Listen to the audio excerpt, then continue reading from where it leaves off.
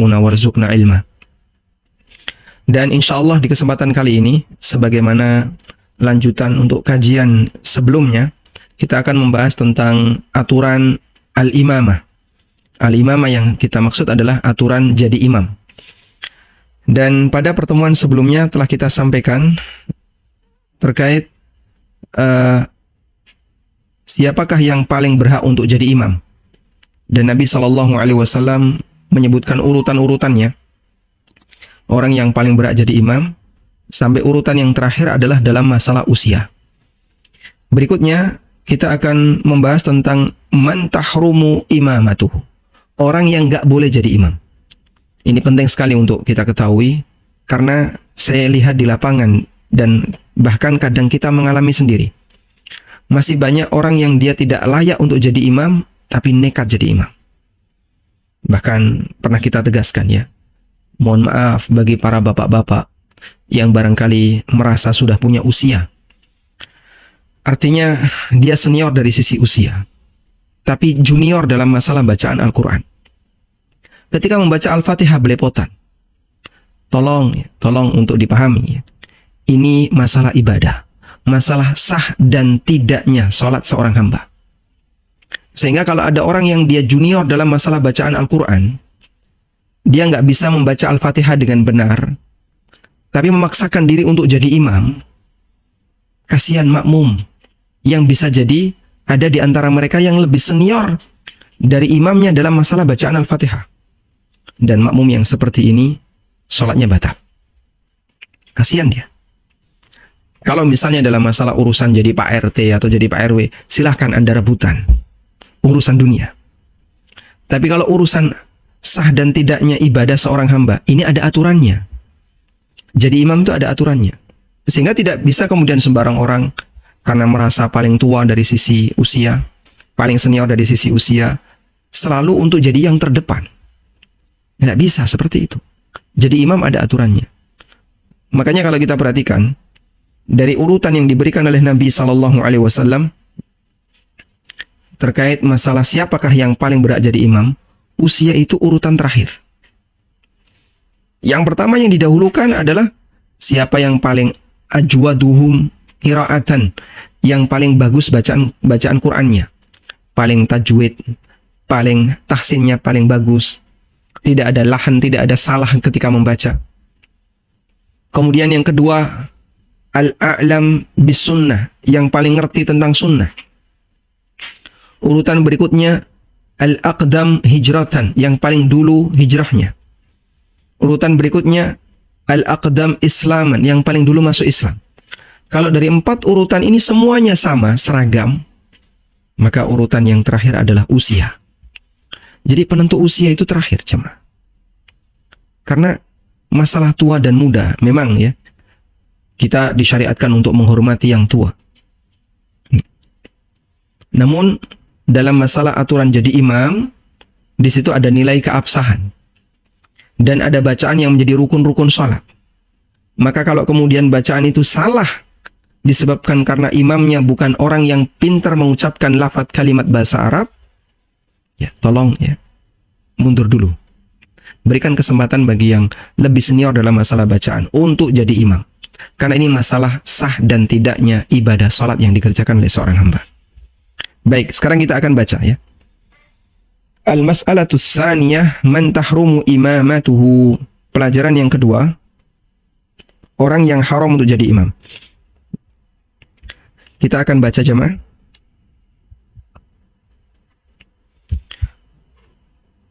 Tahrumul imamatu fil halatil atiyah. Ada beberapa orang yang dia haram untuk jadi imam pada kondisi berikut. Yang pertama, imamatul mar'ati birrajul. Wanita jadi imam bagi lelaki. Ini tidak boleh dan sholatnya bisa tidak sah. Ketika ada seorang wanita yang jadi imam bagi lelaki, sholatnya tidak sah. Nabi SAW pernah bersabda, la yufliha qaumun wallau amrahum imra'atan. Sekelompok kaum tidak akan beruntung, tidak akan menang, tidak akan jaya kalau mereka menyerahkan urusan mereka kepada wanita. Ya, hadis ini kita coba baca, diriwayatkan oleh Bukhari dari sahabat Abu Bakrah. Dari sahabat Abu Bakrah. Dan sahabat Abu Bakrah, perawi hadis ini, itu pernah diajak oleh teman-temannya untuk bergabung dengan barisan Zubair bin Awam, Talha bin Ubaidillah, dan Aisyah radhiyallahu anha menuju daerah Kufah dalam rangka untuk mengeksekusi pembunuhnya Utsman bin Affan. Tapi karena pemimpin safar ketika itu, ekspedisi ini adalah Aisyah radhiyallahu anha, Abu Bakrah teringat sabda Nabi sallallahu alaihi wasallam, "La yufliha qaumun wallau amrahum imra'atan." Sekelompok kaum tidak akan jaya kalau dia menyerahkan urusannya kepada wanita. Termasuk juga dalam masalah sholat. Sehingga yang harus jadi imam adalah lelaki. Akhirnya Abu Bakrah tidak mau ikut.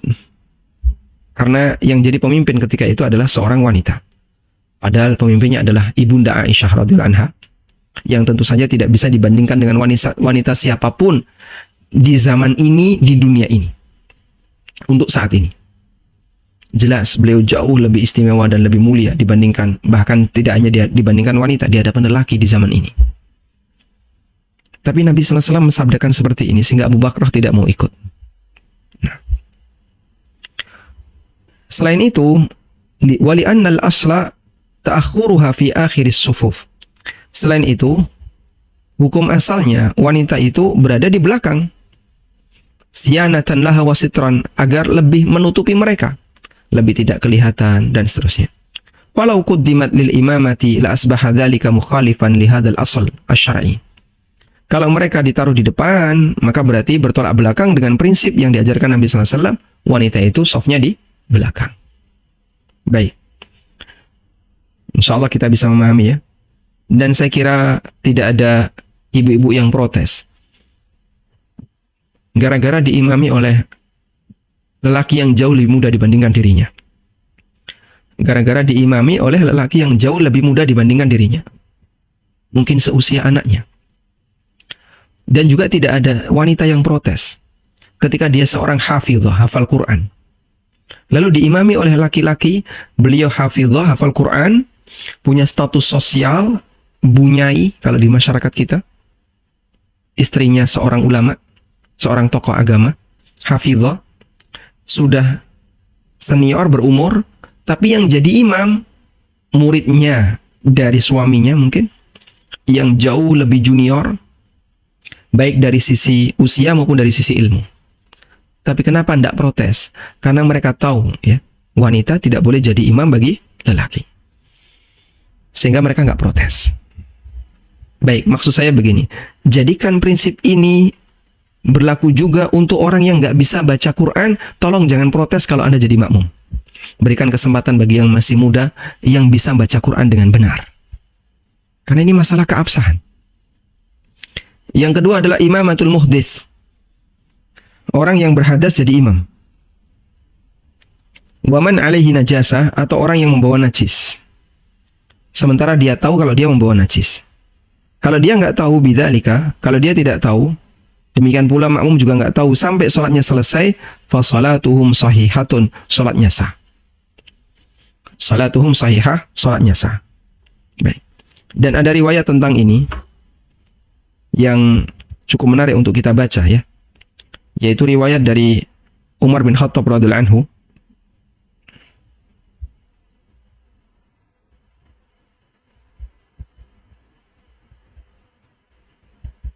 Beliau pernah ngimami sholat dalam kondisi junub.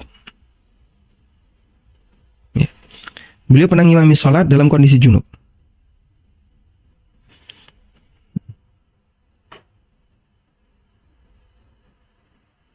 Karena lupa belum mandi ya. Baik. Saya bacakan riwayatnya. Ini riwayatnya. Ada dua riwayat atau bahkan beberapa riwayat ya. Ruya anna Umar radhiyallahu anhu shalla bin nasi subha. Diriwayatkan bahwa Umar bin Khattab radhiyallahu anhu pernah ngimami salat subuh. Summa wajada fi thawbih tilaman. Kemudian selesai sholat, mungkin beliau pulang atau beliau masih di masjid, wallahu alam, beliau melihat di sarungnya itu ada bekas air mani. Ya. Hasil mimpi. Tapi Umar bin Khattab mungkin tidak terasa mimpi ya. Yang jelas beliau mimpi basah, dan ketika bangun tidak ngerti. Selesai sholat subuh, baru ngerti, baru tahu. Loh, kok di sini ada air mani?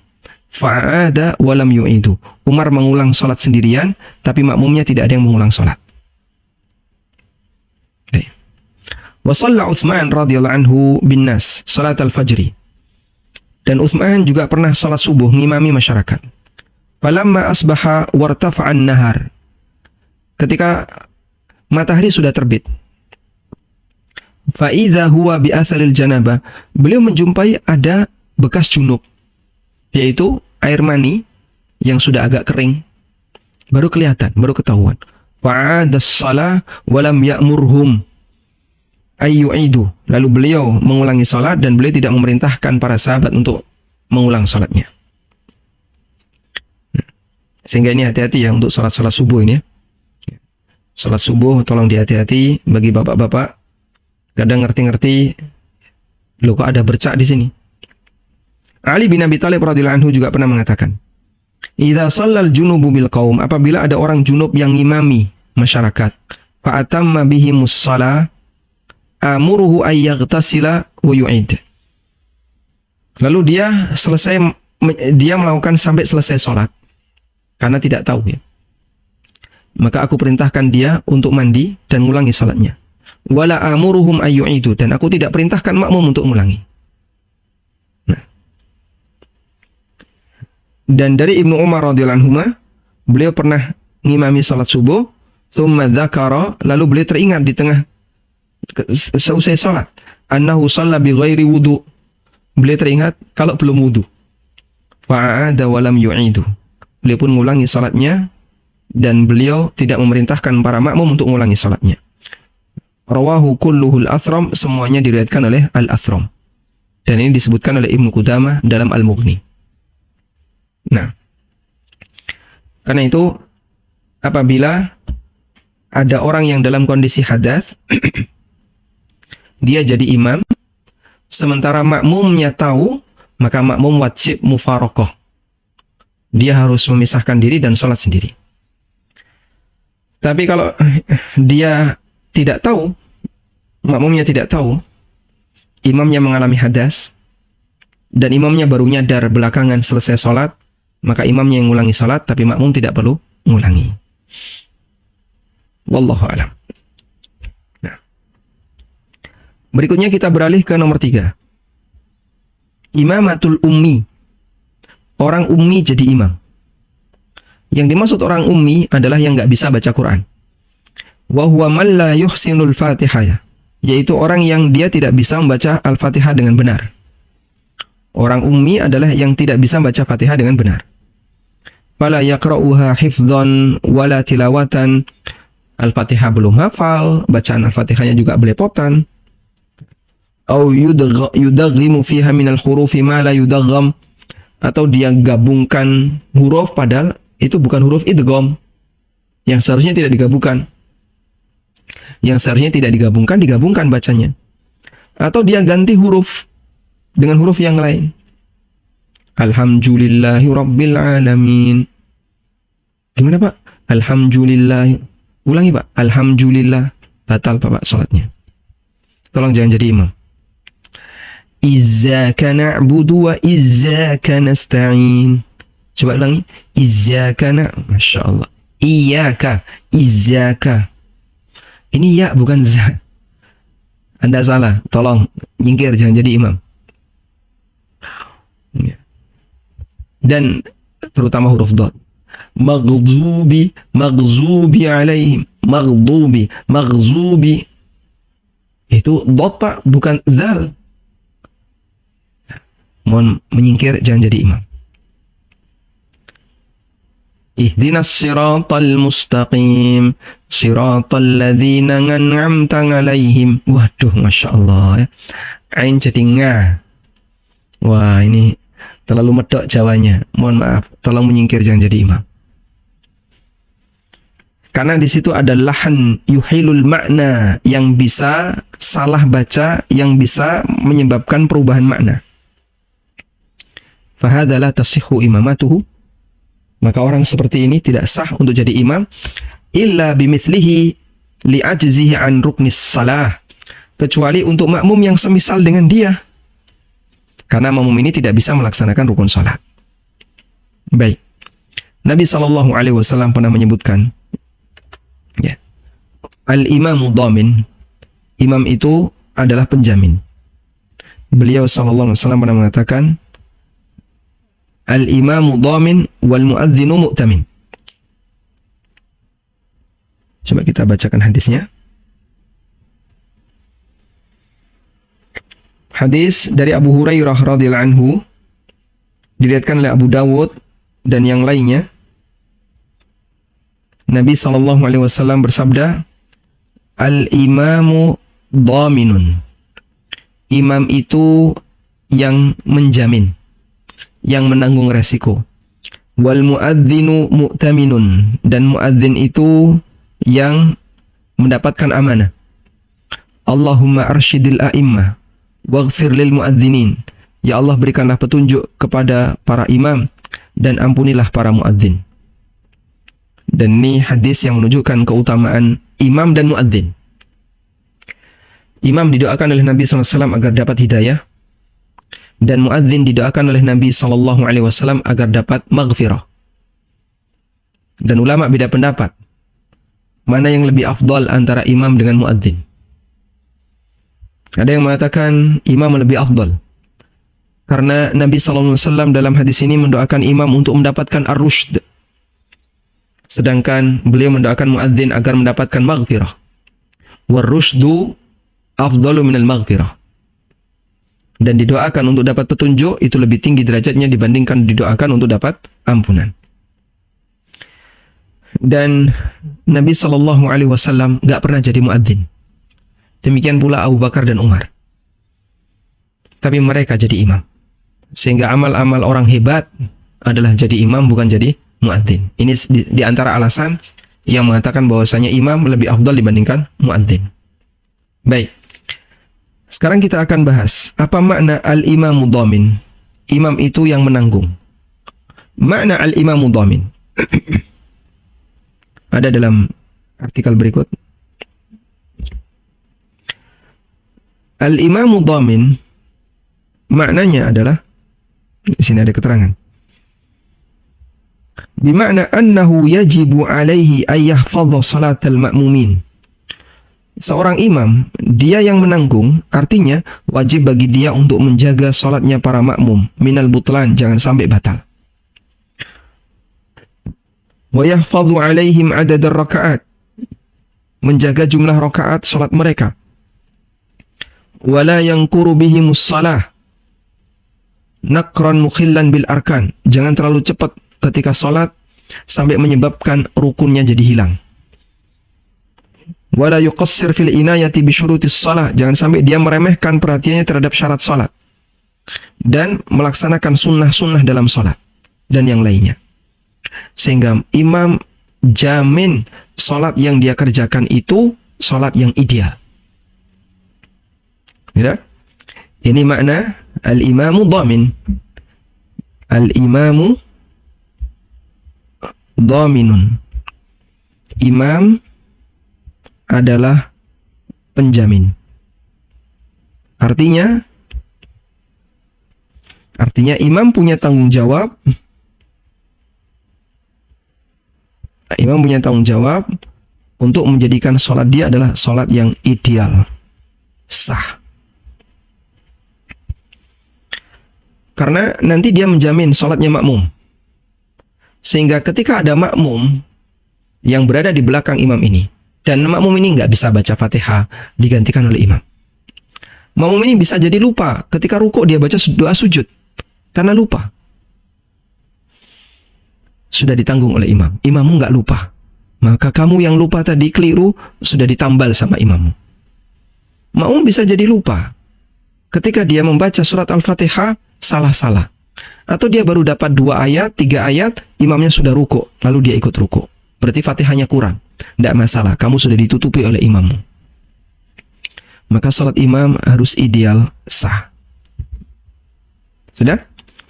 Nah, terkait tanggung jawab inilah yang disebut oleh para ulama dengan istilah at-tahammul. Dengan istilah at-tahammul. Apa itu tahammul? Tahammul artinya adalah nanggung kekurangan makmum. Menanggung kekurangan sholatnya makmum. Sehingga kalau ada sholatnya makmum yang kurang, imam yang tahammul. Baik. Nah, sekarang kita akan berbicara untuk imam yang bacaan Fatihahnya salah. Bismillah.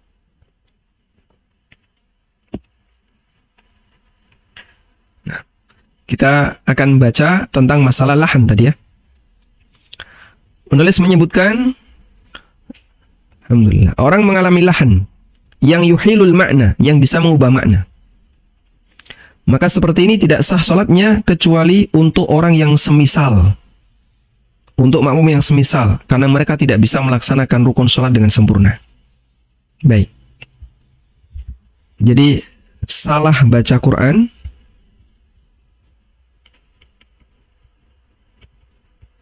salah baca Al-Quran itu dalam bahasa Arab disebut dengan apa tadi? Lahan. Salah membaca Al-Quran dalam bahasa Arab disebut dengan al-lahan. Tulisannya kayak gini ya. Lahnun. Baik. Disebut dengan lahan. Dan lahan itu ada 2. Ada lahan jali, ada lahan khafi. Lahan jali itu apa? Lahan yang mengubah makna. Salah yang sampai mengubah makna bacaan. Alhamdulillahi Rabbil Alamin. Tolong Pak ulangi. Alhamdulillah. Alhamdu. Alhamzu. Pak, ini huruf dal bukan za. Nggak bisa ya Mas. Ya sudah. Berarti Anda belum saatnya jadi imam. Anda harus latihan mengucapkan huruf dal. Alhamdulillah.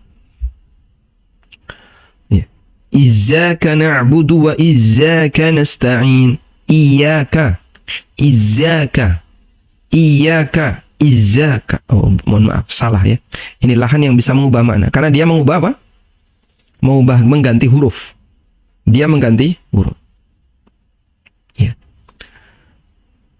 Siratal ladzina an'amta 'alaihim. Nah, Anda mengganti huruf. Jadi ganti ngan. Dan ini mengganti huruf. Bisa mengubah makna. Tolong menepi. Jangan jadi imam. Itu semuanya adalah lahan jali. Itu semuanya lahan jali. Lahan khafi, ini lahan tapi tidak mengubah makna. Tidak mengubah makna. Contohnya apa Pak? Ya. Alhamdulillahi Rabbil Alamin. Ar-Rahmanir Rahim. Sehingga di ujungnya itu ganti E. Saya pernah dapat imam yang kayak gitu. Alhamdulillahi Rabbil Alamin. Ar-Rahmanir Rahim. Semuanya ganti E. Maliki Yaumiddin. Ini lahan. Tapi lahan khafi. Insya Allah tidak sampai mengubah makna. Cuman itu lahan. Sudah? Imam yang mengalami lahan, baik lahan jali maupun lahan khafi, pada prinsipnya sebenarnya dia tidak layak jadi imam. Sebaiknya jangan Anda yang jadi imam, karena bacaan Al-Fatihah Anda belepotan. Masih mengalami lahan. Nah, sekarang yang bisa mengancam keabsahan itu bagian ini. Lahan jali. Lahan jali. Lahan kesalahan baca yang bisa mengubah makna. Kemudian dia jadi imam. Maka di situ ada 2 keadaan. 1, makmum semisal dengan imam. Semisal atau bahkan kurang dari imam. Ini imam satu-satunya yang pernah mampir pondok. Cuman mondok 2 hari lalu nggak betah, pulang kampung. Sementara satu kampung di situ, di desanya nggak ada satupun yang bisa baca Quran. Yang paling pinter ya satu ini. Nah yang satu ini saja yang paling pinter itu nek moco Fatihah ngawur, mengalami lahan jali. Terus mereka melaksanakan sholat jamaah di pelosok-pelosok kampung, di dusun-dusun yang pelosok gitu ya. Yang paling pinter itu ini Pak orangnya. Yang lainnya sudah babar belas nggak bisa baca Quran. Ada 1-2 yang tidak lebih bagus daripada beliau. Akhirnya sekelompok orang tadi bacaan Qurannya salah semua. Mau siapapun jadi imam ya tetap salah. Gitu ya. Mau siapapun jadi imam tetap salah. Maka makmum sah. Ya. Semua sholatnya sah. Loh kenapa Pak sah? Lah mau gimana lagi? Wong bisanya seperti itu. Dan Allah perintahkan fattaqullaha mastata'tum, bertakwalah kepada Allah semampunya sehingga terhitung sah karena bisanya hanya seperti itu. Yang kedua, ada makmum yang kualitas bacaan Qur'annya, jauh lebih bagus atau lebih bagus dari imam. Ya. Sehingga makmum ini tidak mengalami lahan. Imamnya mengalami lahan. Makmum ini kualitas bacaannya tidak mengalami lahan sehingga dia lebih bagus daripada bacaan imam. Makmum dalam posisi ini maka makmum batal. Imamnya sah tapi makmumnya batal. Wah, Masya Allah Pak, kasihan makmumnya. Makanya, tolong yang jadi imam, yang nekat maju, sementara dia tahu bacaan Qur'annya itu salah, tolong kasihani makmumnya. Kasihani makmumnya. Ini bukan masalah senioritas. Ini masalah sah dan tidaknya sholat seorang hamba. Kalau Anda yang nggak bisa baca Fatihah tetap ngotot, kekeh, nekat jadi imam, kasihan makmumnya. Bisa jadi ada makmum yang bacaan Al-Qur'annya tidak mengalami lahan, kualitasnya lebih bagus dari imamnya. Baik. Ini kita bicara masalah lahan ya, bukan masalah lagu. Kalau imam tidak mengalami lahan, tapi lagunya mungkin kurang enak didengar. Ini imam apa tuh Pak? Kok lagunya pakai lagu Mojopahit? Langgamnya langgam Jawa banget. Medok sekali. Tapi semua bacaannya benar, nggak ada yang salah. Tidak mengubah makna. Insya Allah tetap sah jadi imam dan tidak masalah jadi imam. Ya. Bapak Ibu bisa perhatikan ya, imam sholat subuh di Masjidil Haram. Coba nanti lihat rekamannya. Imam sholat subuh di Masjidil Haram. Itu Masya Allah selalu bacaannya datar kan? Tidak seindah Syekh Sudes, tidak seindah Syekh Mahir Mu'aikli atau Awad Juhaini atau Syekh Gomidi atau yang lainnya, datar biasa. Atau Bandar Balila. Imam sholat subuh, ya, sholat subuh di Masjidil Haram, pasti seperti itu. Ya. Pak Ustadz, saya kok penasaran ya, mau lihat buktinya. Oh Masya Allah. Kalau Anda penasaran, mau lihat buktinya, coba barangkali ada rekamannya ya.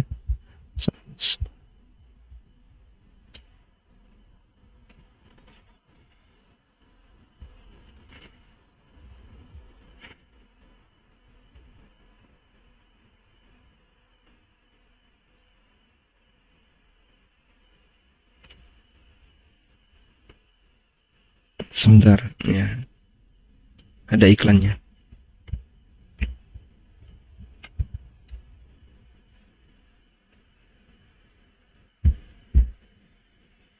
Semoga beliau ini. Saya tidak hafal nama Syekh ini. Tapi selalu suaranya datar-datar saja. Ya. Sehingga mungkin dengan bacaan Al-Qur'an teman-teman yang hafid di Indonesia jauh lebih baik, jauh lebih tahsin ya dalam arti lagunya lebih enak didengar. Jadi beliau datar-datar saja. Apa ini kok loading terus dari tadi?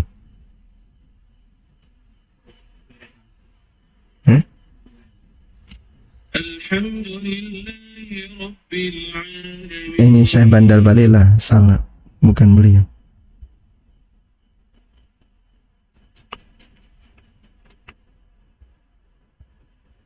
Sudah sepuh orangnya, dan selesai jadi imam beliau langsung isi kajian.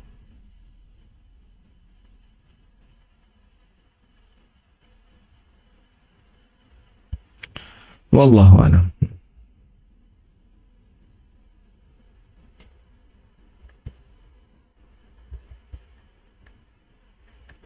Datar bacaannya.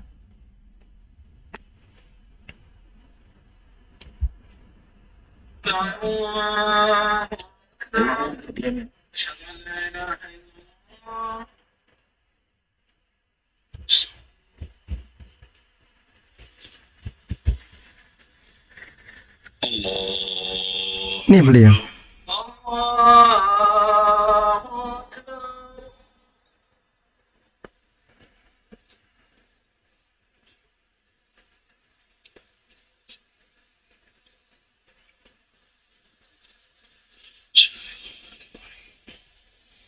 Alhamdulillahi Rabbil Alamin. Imam Masjidil Haram nih. Ar-Rahmanir Rahim. Maliki Yawmiddin. Iyyaka na'budu wa iyyaka nasta'in. Ihdinas sirat. Oh, Masya Allah. Saya terpental dari Zoom. Jadi suaranya biasa ya. Beliau sudah sepuh, selesai jadi imam, beliau langsung ngajar. Yang saya tahu. Coba saya masuk ulang.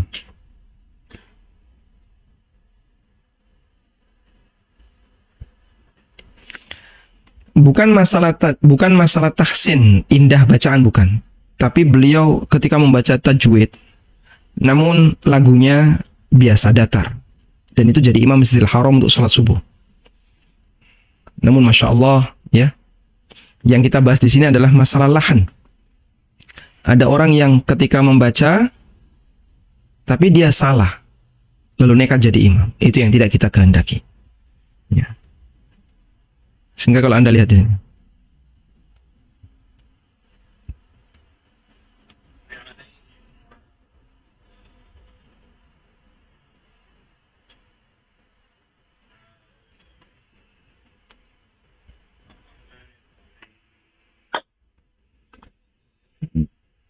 ya, jadi datar bacaannya.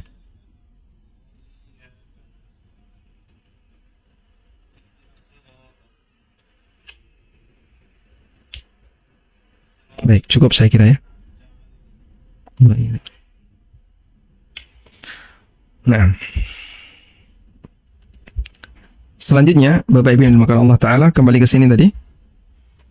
Jadi kenapa yang ini makmumnya sah, baik imam maupun makmum statusnya sah? Karena masalah tahammul tadi. Masalah tahammul, menanggung kekurangan makmum. Untuk makmum yang sholatnya semisal, atau yang dia bahkan kurang kualitasnya dari imam, bisa ditanggung oleh imam, karena imamnya lebih tinggi dari sisi kualitas sholatnya, bacaan Al-Qurannya. Tapi untuk makmum yang kualitas, wallahu a'lam, Nabi SAW, beliau pernah duduk sementara makmumnya berdiri. Nah, ulama memberikan rincian. Jika imam duduk dari awal, maka makmum duduk. Makmum duduk. Yang kedua, jika imam duduk di tengah salat, maka di sini makmum tetap berdiri. Dan insya Allah rincian ini yang terbaik di antara pendapat ulama. Karena Nabi SAW, beliau pernah salat, sebelum salat beliau duduk. Lalu beliau memerintahkan kepada para sahabat, berisyarat ke belakang, "Ani jelisu, duduklah kalian." Akhirnya para sahabat semuanya duduk. Sehingga beliau jadi imam dalam posisi duduk, dan para sahabat jadi makmum diminta untuk duduk. Juga Nabi SAW pernah sholat sambil berdiri. Beliau pernah sholat sambil berdiri, lalu di tengah sholat beliau duduk. Di sini Abu Bakar As-Siddiq radhiyallahu anhu jadi imam berdiri, lalu datang Nabi SAW, kemudian beliau duduk, dan Nabi SAW tetap melanjutkan sholatnya sampai selesai. Sehingga di sini karena imam pertama Abu Bakar dalam posisi berdiri, makmumnya berdiri. Nabi SAW duduk belakang. Berarti ketika imam duduk di tengah sholat, makmum tetap berdiri. Wallahu a'lam. Demikian yang bisa kita sampaikan sebagai pengantar. Semoga bermanfaat. Wassallallahu ala nabiyyina Muhammadin wa ala alihi wa sahbihi wa sallam. Ada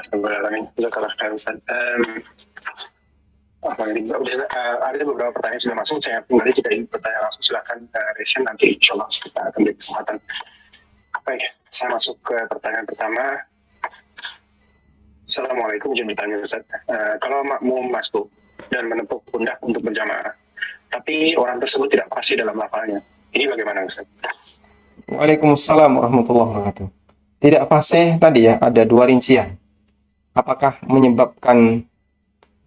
lahannya itu menyebabkan perubahan makna ataukah tidak? Tapi jika menyebabkan perubahan makna, maka Anda tidak boleh bermakmum di belakang dia. Tapi kalau lahan kesalahannya tidak sampai, subhanallah. Putus. Ya. Oh, putus Ustaz. Nah, Mbak, di sini gelap gulita. Sudah lampu studio